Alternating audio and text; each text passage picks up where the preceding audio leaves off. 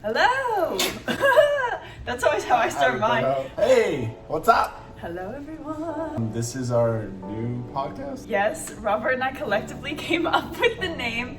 We are the Dare to Disturb podcast. Yes. Slash YouTube videos. Yeah. Yeah! Yeah. So what would you like to talk about? Well, how did we meet? Who are you? Who are you, dude? My name is Robert Wolf. That's not my government name. I'm just kidding. It's a spy. My name is Robert Rakazik, but I go by Robert Wolf. It's a long story. We'll get into it. It's gonna change. Different podcast, eventually. yeah. And this is my girlfriend, Caitlin Starr. That is my government name, believe it or not. Like Ringo, yes, double R. I go by Kate Starr, though. We both have YouTube channels. Mine's Robert Wolf, and then yours is just my name, I think. your Yeah. name, Caitlin Starr. Yeah. So we started YouTube a while back, about a year and a half ago. We've been doing TikTok for about a year now. That's actually how we met, believe it or not. So yeah, we just came up with this idea right now to do this podcast. I like to think we're pretty deep thinkers and we think outside the box. So, and I see there's a lot of people that think similar or have similar thoughts. We're just gonna get our thoughts out there, talk about, whatever is on our mind, mental health, spiritual stuff. The dogs. The way society is run and how it's insane. We're just gonna dive into a lot of different topics. So welcome to the weirdness.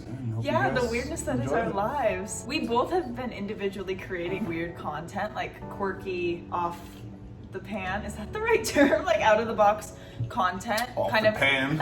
Pushing boundaries with things. You talk about mental health, which is kind of stigmatized for whatever reason at times, and I think people, they shy from having that conversation. And then I talk about things like being a former sex worker, traveling in various countries and doing kind of various crazy things that might not be like societally okay. We both kind of push boundaries in terms of conversation, and that's probably why we initially connected, I guess.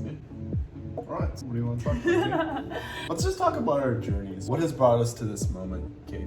Like my whole life journey? Why do you think, what are your traumas? What have you been through? Okay. Why do you think the way you think? Sure. I was raised in one of the wealthiest counties in all of America.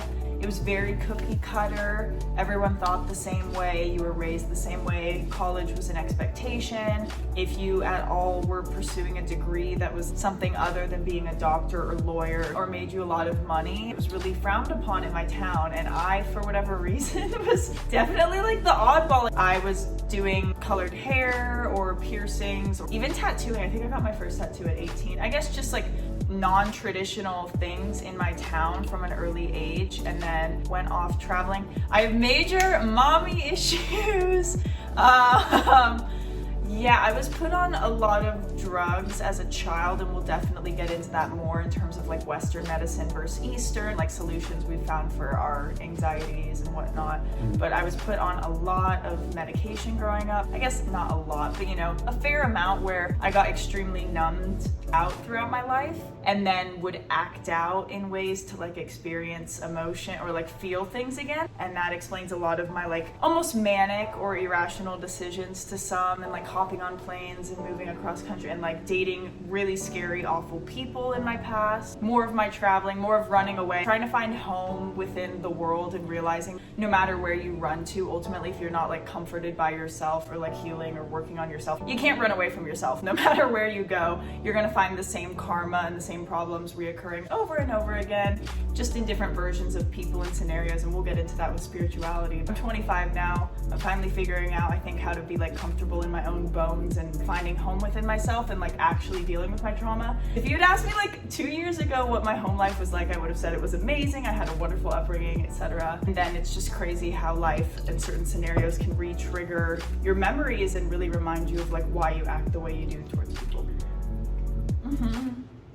So basically, where I grew up. So I grew up in a smaller town in Illinois called Berwyn, Illinois. I was very in the moment back then, so I used to live very present moment. Now I'm the total opposite. I used to just go through life, never questioned anything, never really thought about life that deeply. I just did what I had to do.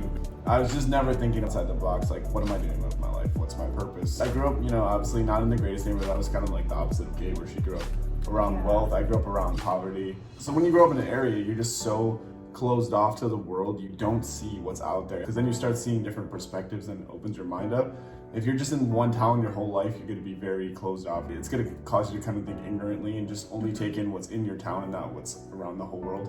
And then basically I just started getting anxiety. When I got older, it came out of nowhere. I was having anxiety attacks all the time. It led to like me questioning life all the time, thinking about, you know, life, death, what am I doing, what's the purpose. It just led me to like some dark places too that I really didn't want to go to. The only way I could get out of this was just addressing the issue. It was either like I make a change or I just keep going down this path that's going to lead to some really bad stuff. One day, I don't know, something flipped in me where I was just like, I'm gonna start making content. I'm gonna start addressing my issues. I'm gonna start like watching motivational stuff, listening to people talk, learning from people, obtaining knowledge from other people, getting different perspectives. One day, I just wanted to change everything in my life, and I started doing stuff that wasn't the norm. I didn't want to work normal jobs anymore. I started changing the way I was doing that. I still work for everyone. I don't do like traditional jobs. I do deliveries and stuff. I don't care what anyone says. I don't care what position I'm in. I'm not letting people tell me what to do. I'm miserable.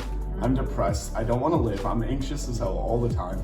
And I was like, going down this road is not leading me to anything. So that's when I started making the changes. And I had family that questioned me, friends. I lost like so many friends. I got to the point where I didn't care. It was about me. Like I was being selfish. I wanted to improve myself, improve my mental health. And then eventually that led to me wanting to help others. And it's been a whole journey. Anxiety and depression probably have been the best thing that's ever happened to me, even though it's like been the worst, but it's also led to the best stuff. Probably the best version of me. Now I'm dating you in California, hopefully not for too much longer. It's like it's been a weird journey. Like life has been scary but exciting. I would never take back anything I've done. Everything is just falling in place, but it's just like building it up.